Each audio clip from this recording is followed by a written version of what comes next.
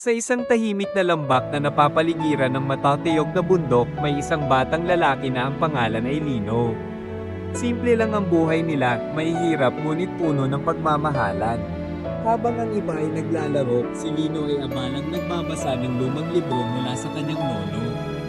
Araw-araw, tanaw niya ang bundok sa malayo, ang bundok ng tagumpay. Lino, ano po ang nasa kabila ng bundok na yun? Ama, tagumpay ang tawag dyan, anak. Nasa kabila niya ng lungsod kung saan tinutupad ng mga tao ang kanilang mga pangarap pero mahirap akyatin. Dala ang munting baon, lakas ng loob, at pangarap, sinimulan ni Lino ang pag-akyat sa bundok ng tagumpay. Sa lungsod, walang kilala si Lino.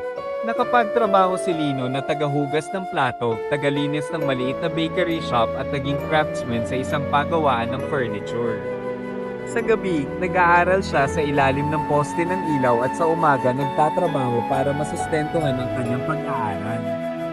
Bagamat nahihirapan siya sa kasalukuyang sitwasyon niya sa syudad, nagsumikap siyang mabuti upang makaipon at makapag-aral sa kolehiyo. Ngunit may mga taong gustong panghinaan siya ng loob, sinabihan pa siya ng probinsyano na nangangarap, huwag kang mag-ilusyon. Pero hindi siya sumuko. Lalo siyang nagsumikap at ipagpatuloy ang kanyang pangarap sa buhay. Nagsimula na siyang mag-aral sa kolehiyo, bagkus mahirap ang mag-aral at magtrabaho sa gabi, di alintana sa kanya ang hirap sa araw-araw. Pinagpatuloy niya ang hamon sa buhay. Sa kabila ng pagsusumikap, narating niya ang pagtatapos sa kolehiyo at sa mga nakaraang mga araw at buwan nakapagtrabaho siya sa isang prestisyosong kumpanya. Dahil sa kanyang magandang performance sa trabaho, na-promote siya bilang operation manager. Muling nagbukas ang pagkakataon, nagtayo siya ng negosyo, ngunit sa unang negosyo at pangalawa bumagsak ito. Pero ang pangatlong negosyo, doon siya nagsimulang umasenso. Sa kanyang pag-asenso, hindi niya kinalimutan ang kanyang pinagmulan.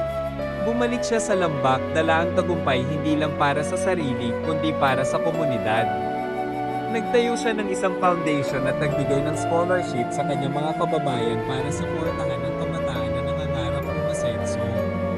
Minsan natanong siya, "Sir, paano mo ito nagawa?" Ang sagot, simple lang, lahat tayo ay may mga pangarap, ang pangarap na yan ang magbibigay sa iyo ng lakas upang magtagumpay.